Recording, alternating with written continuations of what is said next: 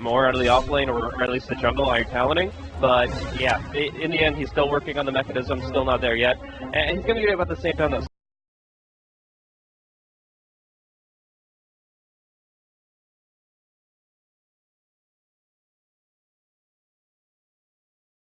Things with the mech and the Blink Dagger come online for VP. In the meantime, Slurk's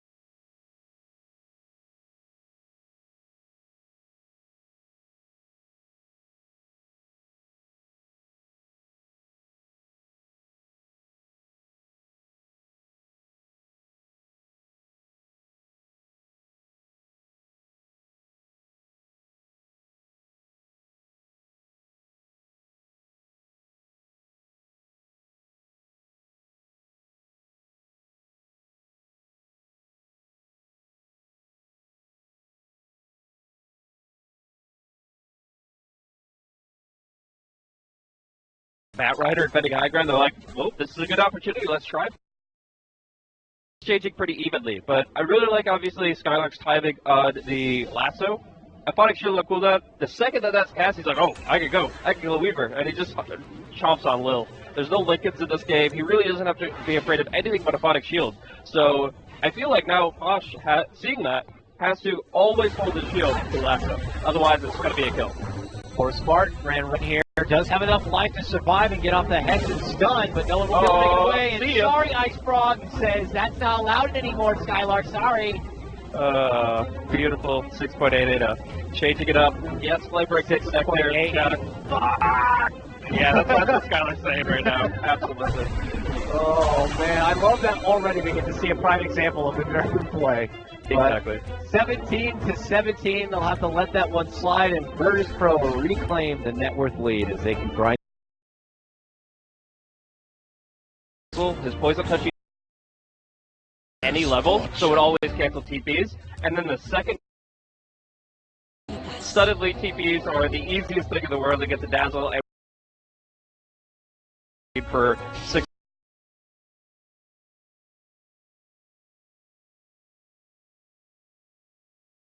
Yeah, and we'll see kind of where Batrider is at in future games.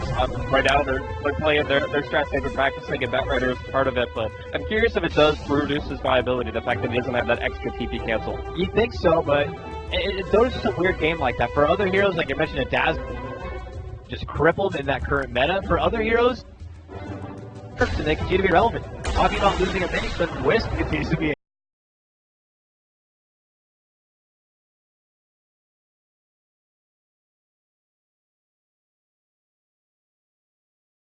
Murata has in his mind, one target,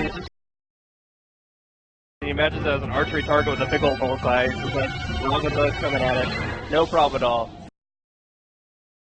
But he's actually going to be going for a BKB too. So, he has the Blink Dagger already, so he has that in and out mobility with the Blink, with the Leap, but wants to be able to survive through this puck is the big thing. But yeah, F1 is knowing Earthshaker too, but the thing is thugs for like burst damage and control. He's been caught in Pounce and Dream Coil, like every single fight I've seen him die, and I feel like no one is going to be able to actually get pretty aggressive here. You can miss Coil during BKB, but I don't think you get a Aquatic Shield. So we'll probably have our answers too. Yeah, so if you BKB a Murata, I believe that you can still lasso him perfectly fine, because I don't believe you can Aquatic Shield a BKB target. Yeah, so pierce the spell immunity, no, so I'll trust the tooltip on this one. I played up a Bandit to be pretty confident in that as well. So that's one of the few, I guess. He's actually getting pretty close to getting those Greaves now complete, and that will certainly help with the sustained power here from Virtus Pro.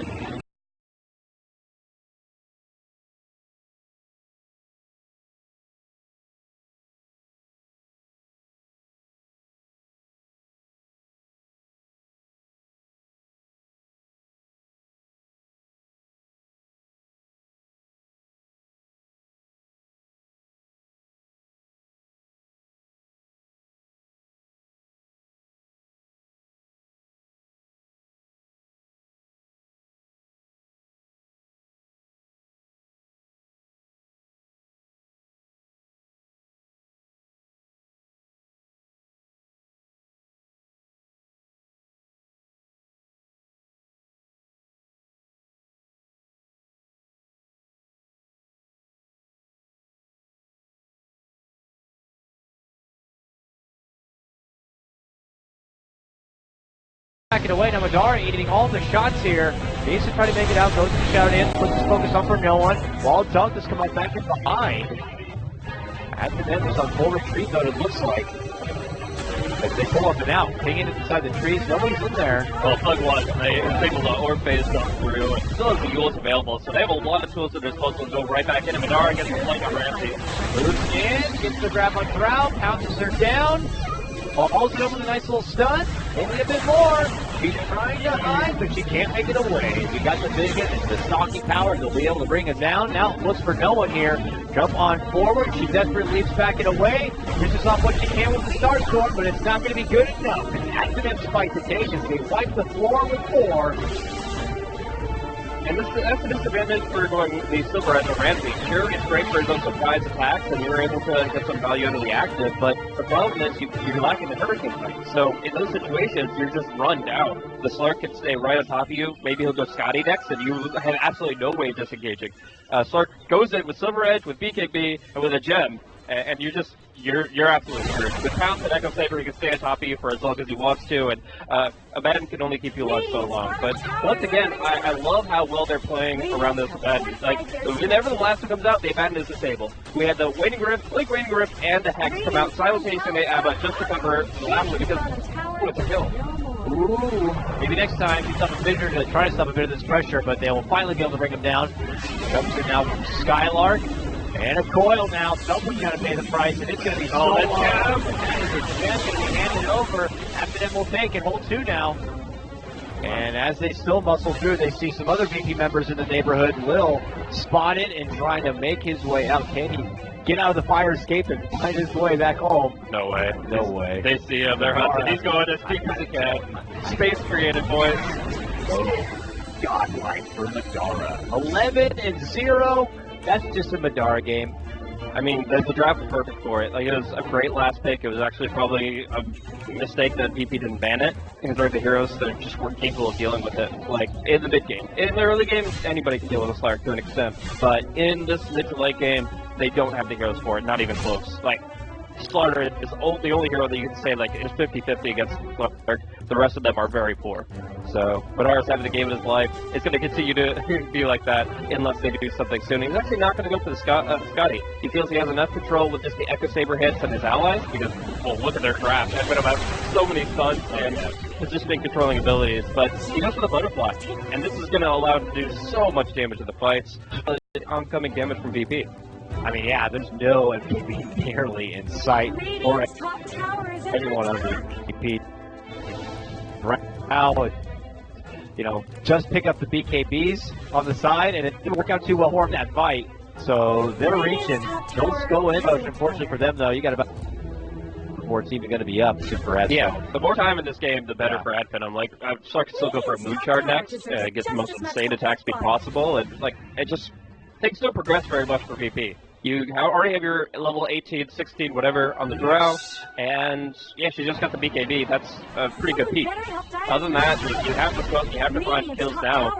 It's kind of heartbreaking for VP here in Game 1, as we see actually the smoke coming through. Well, there's going to be too much action for that. Nearby in the pit, AF now at attention here, knowing that it's going to be coming up soon, and they want to make sure they can continue to keep tabs, and we can't help but see what Burst Pro can.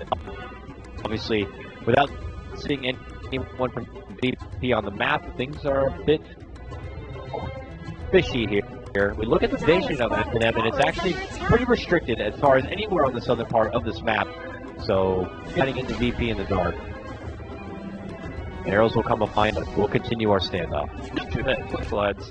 So, the way I see it is that VP, they had a lot of ideas for this. I feel like I could have found the answer and weathered the storm of what part of this draft have just trounced. I mean, consider the fact that just a handful of minutes ago, they were pushing top lane with Thug dead. They took a 2-3 tower, and then they got kind of pushed back. If we look at the graphs, you can see that they had a 3,500, almost 4K net worth advantage, and that has quickly fallen to closer to like 3K. Yeah. Flipping back, but now they're being pushed from where it's safe to get in for this road. Eventually, Finem get the equilibrium back in their favor in that bottom lane, which allows them to move into the jungle. They clear out the Burst Pro wards, and Burst Pro make a 400 push back this mid lane. We could end up running into a bit of a confrontation here. Skylark is nearby with an advantage. Scouts down sees Solo, grabs with the Lazo, pulls it back inside the team. The Pounce is actually going to miss, and it forces the Madara into a silence, so he's going to have to be KP and fight. Can they get the finish yet for Solo? It doesn't look like yet. No one's trying to jump into his system out. They're going to keep scale. Gotcha. Also, Psycho tries to go for his own Valley TV, but that ain't going to be happening. It's another fight for Action because they claim more flies. Two more flies, and now we'll have to really go forward. They're too afraid of the Slark. They're too afraid of all these controlling options, and they're just wasting BKB charges at this point, burning it both the Mirana and the Drow. Drow in trouble. Drow dead. Oh, just solo kill. Yeah, that was just a murder case. This is critical mass, man. I actually don't see a way back for this. I would love to say that VP have all the options available to them, but they have to hope and pray that Madara makes a huge mistake. I don't see that happening for the way this guy is, for how long he's played Slark. Those don't come very often. So here they'll begin to go to work. Blink is going to be forced out as they begin their assault onto the tier 3. Top lane, though, we have no one. Already side the base where Raxes are exposed. They'll poke them a few times, but yeah, Skylar quickly shows up and shows her the door out. But back in bottom lane, see Madara now begin to go to work, crumpling on those racks. Lasso happens in the top lane. They pull back no one. I don't know if that was a canceled TP or not. He didn't actually commit it yet. While back in bottom, they will be able to get the finish. Solo will be going down. At Finem, take a tier 3 and a precious racks, and they walk away. Yeah, no one just goes to going with them, trying to get a little more chip damage on the range racks. So while there was that fight in mid, there was some creep damage onto the range barracks, which is going to be staying here at least 279. But yeah, they're just kind of trying to poke it broad. Raxus gave out.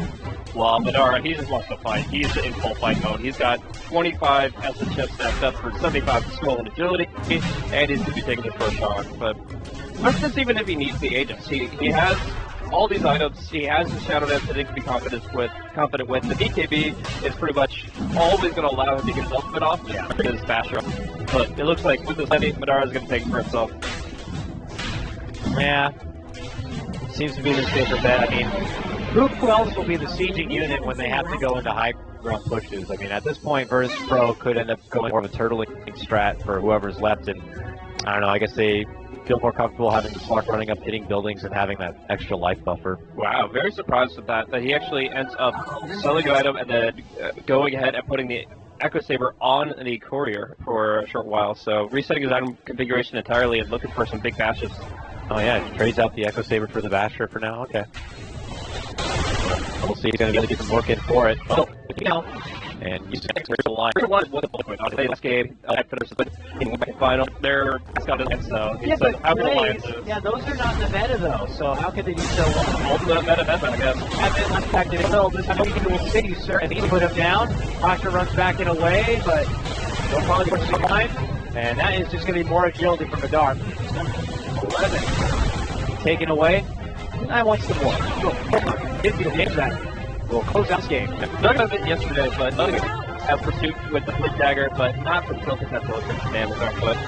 Okay, at least it's going to be locked in. There's going to be a leap out, slightly avoids the active slam. Okay. Well, Madara actually did drop pretty low there, but is able to just speed himself away. Drawager gets that free guaranteed hit with the Silver Edge, which brings Slark low, but Madara just heals it right back up with his amazing passive. Such an amazing ability Slarks are granted, as he's pretty much right back to full, and can get back into the grind of pressuring this top lane, but we still have one more outer tower here for Virtus Pro before they are going to be seriously confined to the indoors. So yeah, I think one of the biggest reasons why maybe next time is doing so well in the Earthshaker against these high-tier teams is that you just haven't practiced against it a lot. Like, when's the last time you got locked in by a Fisher block? What's the last time you really had those movement options denied to you? You're talking about the equilibrium shift when Batrider got his essentially 3 lanes reset for him, thanks to the Fisher. So I feel like the biggest thing is that maybe next time it has been practicing it, and that the other teams haven't been practicing. Nobody's scrimming Earthshaker right now. So it's like when Morana came back to the meta, people were getting caught out by arrows left and right because they just weren't used to players had experience in that particular meta going against Earthshaker. The pattern just there's a lot of time. Not really changes the effectiveness of your ability to cope with your arrow is off the mark. I'm being able to get connection for Spartan. Oh, nice shield. Nice shield. That's actually the first lasso shielded. And that's not a flame against Cashews. That's a commending accident for how well he is coordinating on the side of Adam. Oh, they could control that. They're getting more gold. Doug, you're working right on in. They get the grab on the Will. No BKB is going to be had with that quick jump. And he's going to be put in the sidelines for nearly a minute without a buyback. And here comes Finem looking to close out this tier 2 tower. No one's caught on the other side of it. Dishes out the arrow and looks to make a retreat.